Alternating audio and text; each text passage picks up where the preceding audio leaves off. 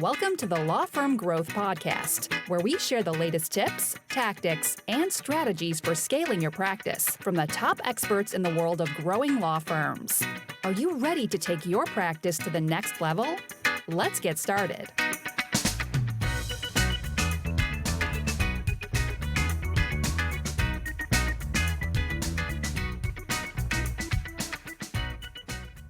Hello, everybody. Welcome back to the Law Firm Growth Podcast. I'm your host, as always, Jan Roos, and I am here with a podcast about going multi-channel or going omni-channel or whatever the kids are calling it these days. So in a nutshell, this is something that I've seen discussed for a number of years. I think in 2022, when we're recording this, it's more realistic than ever. But like a lot of things in marketing, I think there's a lot of hype to separate from the substance. But of course, there's also a kernel of value in there, right? So to kind of start with sort of a definition, when people talk about going multi-channel, literally this means pursuing multiple channels. And I'm going to try to keep this to the paid advertising side of things. Partially, it's, what we can speak to intelligently because it's what we do.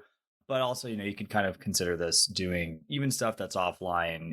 If somebody does direct mail to the channel, that's technically going multi-channel. But why do people want to do this? So the first thing is that there's a lot of reason for people who want to sell this because it's additional work and stuff that people can be charged for. But at the same time, if you have the ability to do this stuff, there are some benefits.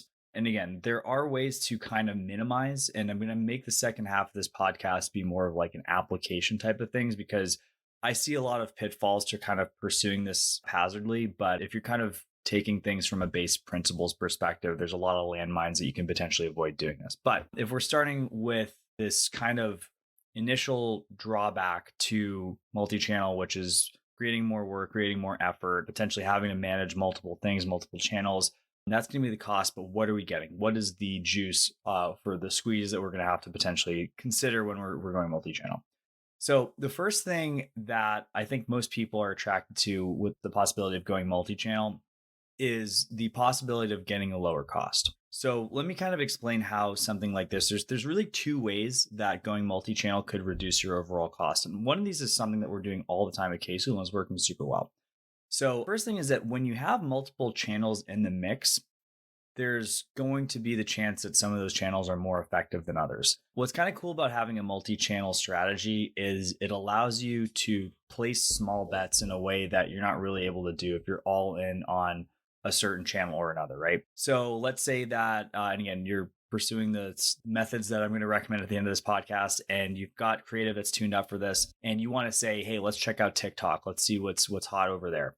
If TikTok ends up being less expensive, which is generally going to be a trend that you'll see when channels are new, then that can bring your overall cost of lead down, which is really, really cool. So there is the potential of getting lower costs on average from going through a multi-channel strategy. The other thing too is if you have multiple channels that are working, there's kind of an interesting principle. This is going to tie back into something that I recorded a podcast on maybe a year or two back. But within an individual traffic channel for paid ads, there are going to be diminishing returns, especially when we're considering local advertising, which, most of the attorneys that are advertising period are going to be worried about, right? So if you wanted to triple your budget in St. Louis, you'd probably just be showing the same people 3 times as many ads. Is that going to get more stuff? Yes. Is it going to be as effective as, maybe rotating that a little bit more? No, not necessarily. So if you said hypothetically, and this is some super common budget numbers that we'll get started with people in our program. So if we have a $60 a day budget, for example,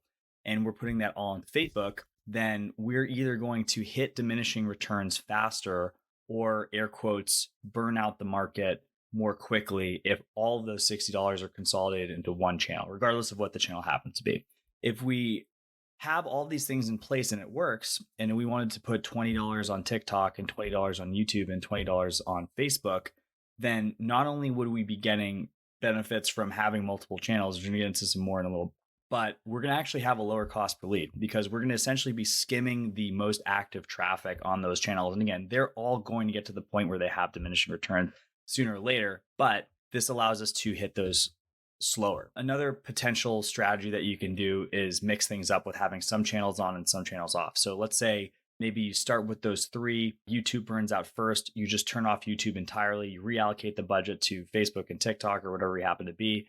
And then once the second one flips over, then you end up turning on YouTube. So this also kind of becomes, I used to use this metaphor a lot when we were talking about stuff on client demos too, but like kind of like crop rotation back in like the old medieval times, right? You plant your wheat, you let the ground chill out for a bit, you plant your legumes or peanuts or whatever, they would replenish the ground, give it some time off, and then you'd end up being able to take the same crop or farmland and be able to get more yield out of it.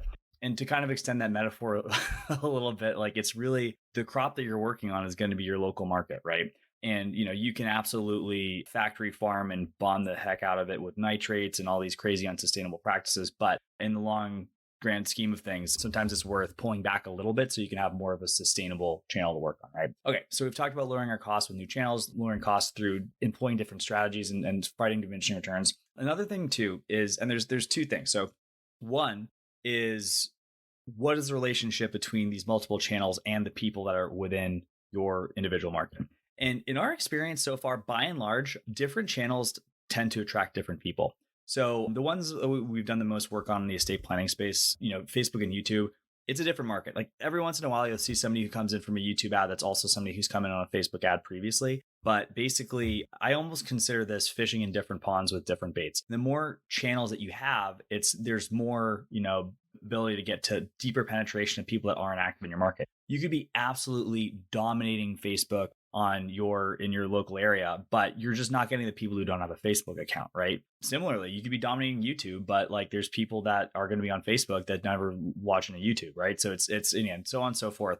You're able to access different markets. And the other thing too, I just kind of want to add as a parenthetical is like, I don't want to make too broad of generalizations about who's in all these different markets. One of the things that we've been super surprised to find recently is that like certain markets like TikTok, for example, very commonly thought to be a, sort of millennial Gen Z kind of channel, probably more Gen Z than millennial, to be honest.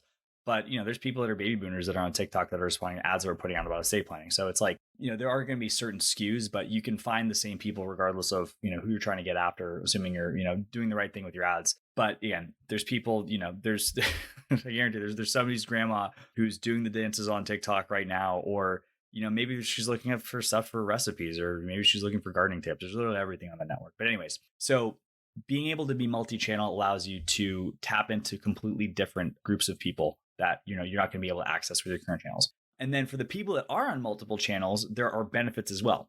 So I call this the live aid phenomenon. And this is something that I forget what I read. I think it was in this book Made to Stick, but they were talking about how they had like a big top-down strategy for the huge live aid concert back in the day.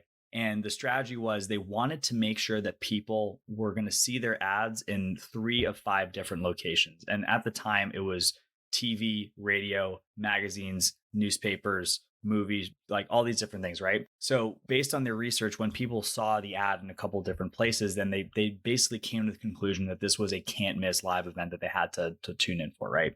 And similarly, what we've seen whenever we have the situation where people are on multiple markets, and you can kind of think about this as well, there's this perception that whoever is doing the advertising to the point where they can effectively be on multiple channels is kind of a big deal. So there is sort of a perception of authority that comes from being the person that's on all these different channels. And there's some benefits to that.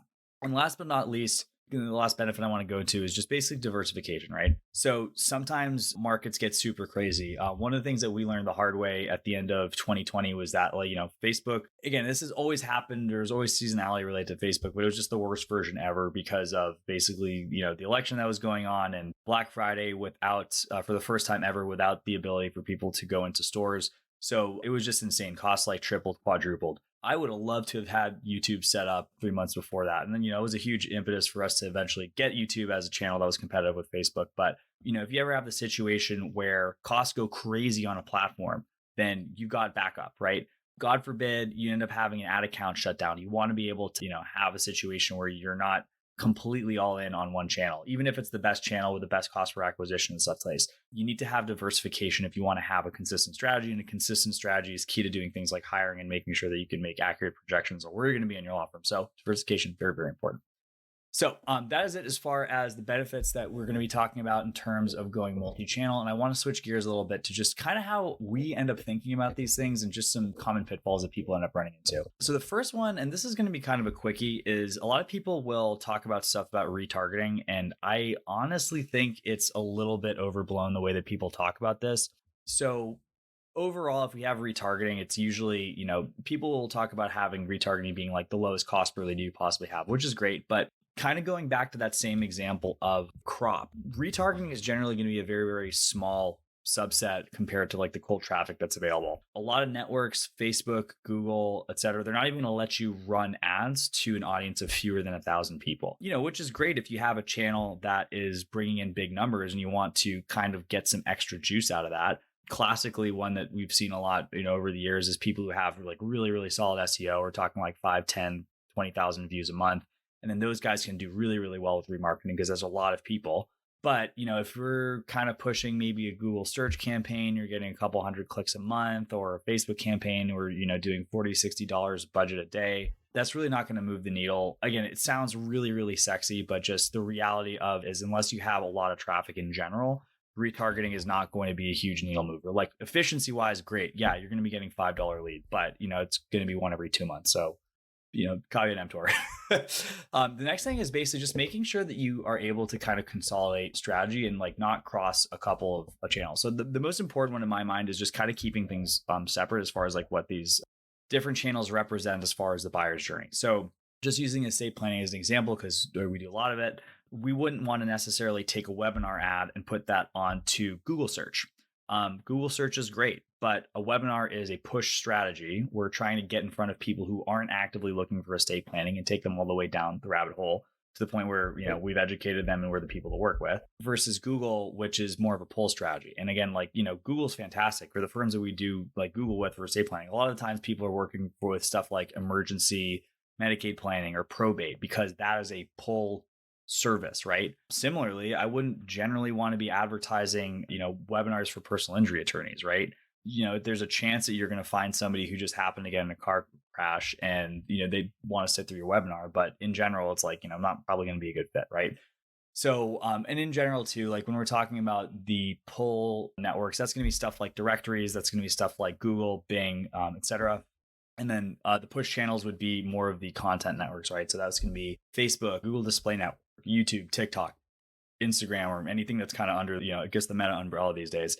That's more of a push type thing. So anyway, and then the next thing is just basically the major types of ads. So again, this has probably been the context of a lot of this stuff is around channels like TikTok, which is something we've been working on. I'm probably going to get a dedicated episode on that in the near future. But one of the things that's super, super interesting, and you guys may have noticed this just on the consumer side of things, is that there's sort of been a TikTokitization of video creative as a whole. The attention spans on TikTok are so low that you need to have a really high production value and you need to have some very, very strong hooks and super engaging content to work. Guess what? That kind of stuff does really, really well on Facebook as well. That stuff does really, really well on YouTube as well. So basically, we have the possibility where we can have one piece of content that is sort of repurposable towards different channels, right? But that kind of, begs the question, what are the major ads that we have to deal with? So if we're talking about, I kind of classify it as three major types, right? So the first one is going to be text only. That's going to be exclusively for stuff like search. So Google, Bing. I've never done a Twitter ad in my life, but I guess Twitter would be text only as well. The next category would be image and text. These are going to be platforms like Facebook, platforms like LinkedIn if you're using that, platforms like Google Display Network. So it is important to have strong creative for the visual, but generally there's going to be some amount of area for like expandable text or body text that you can have as well too. So that's kind of a separate type. And then the last thing is going to be, of course, video. So YouTube, TikTok, Instagram stories is a big one for these as well. Facebook's kind of a flex because Facebook, actually video creative on Facebook in newsfeed has actually done really, really well for us. So you can almost get a, 3-for-1 on that too. So if you have good video creative, it's really, really strong to kind of syndicate across that. So basically, just kind of as far as the application goes, if you're going to be pursuing a multi-channel strategy, see where you can double dip on your content. At the end of the day, content is where a lot of people end up getting held up. I would say less the production of stuff and more of just gearing yourself up to get ready for it. But again, if you have strong video, strong images, strong copy, then you can pretty much unlock any channel that's out there right now until we start getting into like, I don't know, crazy virtual reality stuff. Who knows? But that's pretty much it, guys. So those are my thoughts on going multi-channel, going omni-channel, why you'd want to consider to do that, and hopefully a few ways that you could potentially avoid some headache if you want to go in that direction. So hope that was enjoyable. And for everybody else, I will see you guys next Tuesday at 8 a.m. Eastern on the Law Firm Growth Podcast. Thank you for listening to the Law Firm Growth Podcast. For show notes, free resources, and more, head on over to casefuel.com/podcast. Looking forward to catching up on the next episode.